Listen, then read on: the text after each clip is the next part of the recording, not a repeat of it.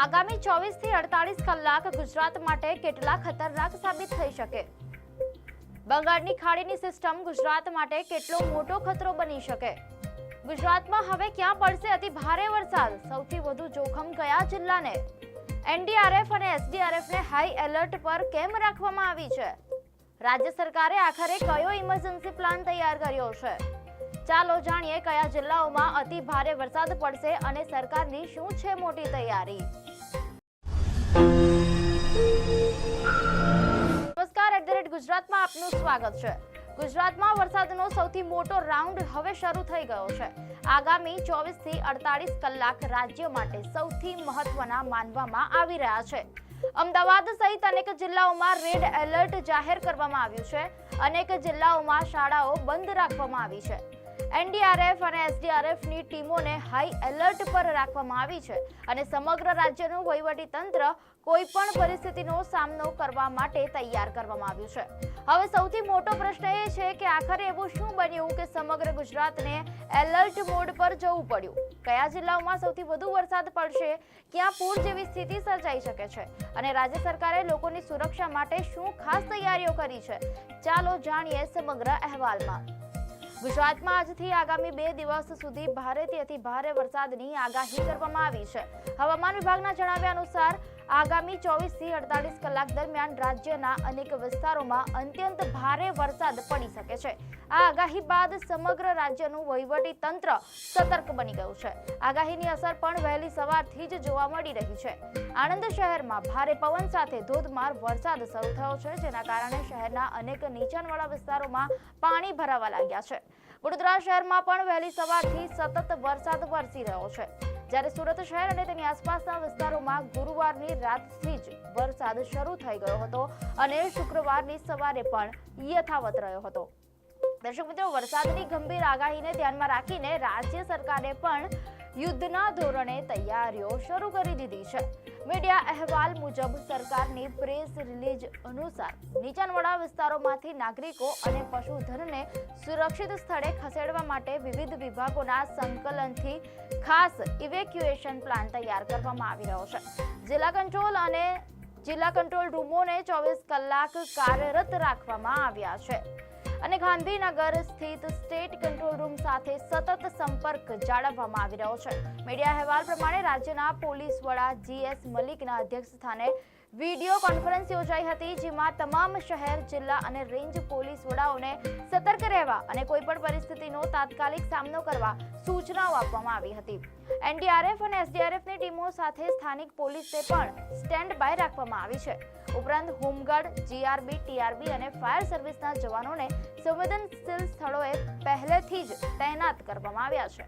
સુરત પર ખાસ નજર રાખવામાં આવી રહી છે. હવામાન વિભાગની આગાહી મુજબ સુરતમાં ગુરુવારની રાતથી જ વરસાદ શરૂ થયો હતો અને શુક્રવારની સવારે પણ સતત ચાલુ રહ્યો હતો. અહેવાલ મુજબ ચાલુ ચોમાસાની સિઝનમાં સુરતમાં અત્યાર સુધીમાં લગભગ 1382 મીમી એટલે કે 54 ઇંચથી વધુ વરસાદ નોંધાઈ ચૂક્યો છે. સુરત મ્યુનિસિપલ કોર્પોરેશનના આંકડા મુજબ ઉકાઈ ડેમની સપાટી હાલ નિયંત્રણમાં છે, પરંતુ વરસાદનું જોર યથાવત રહેશે તો પાણીના પ્રવાહમાં વધારો થઈ શકે છે. સુરતના અલગ અલગ વિસ્તારોમાં પૂર માટે જવાબદાર ગણાતી 5 ખાડીઓ પર સતત નજર રાખવામાં આવી રહી છે. મીડિયા અહેવાલ પ્રમાણે સુરત મ્યુનિસિપલ કમિશનર M નાગરાજને જણાવ્યું છે કે શહેર અને જિલ્લો હાઈ એલર્ટ પર છે. જરૂર પડશે તો એનડીઆરએફ અને એસડીઆરએફની વધુ ટીમો પણ તૈનાત કરવામાં આવશે. શહેરમાંથી 150 જોખમી હોર્ડિંગ્સ અને 100 જેટલા જોખમી વૃક્ષો દૂર કરવામાં આવ્યા છે, જ્યારે નીચાણવાળા વિસ્તારોમાં શેલ્ટર હોમ પણ શરૂ કરવામાં આવ્યા છે. ભારે વરસાદની આગાહીના કારણે રાજ્યના અનેક જિલ્લાઓમાં શાળાઓમાં રજા જાહેર કરવામાં આવી છે. મીડિયા અહેવાલ મુજબ સુરત, અમદાવાદ, વડોદરા, ભાવનગર, મહીસાગર, છોટાઉદેપુર, મહેસાણા, પંચમહાલ, વલસાડ, ભરૂચ અને ખેડા જિલ્લામાં શાળા, કોલેજ તેમજ અનેક જગ્યાએ આંગણવાડીઓ પણ બંધ રાખવાનો નિર્ણય લેવામાં આવ્યો છે.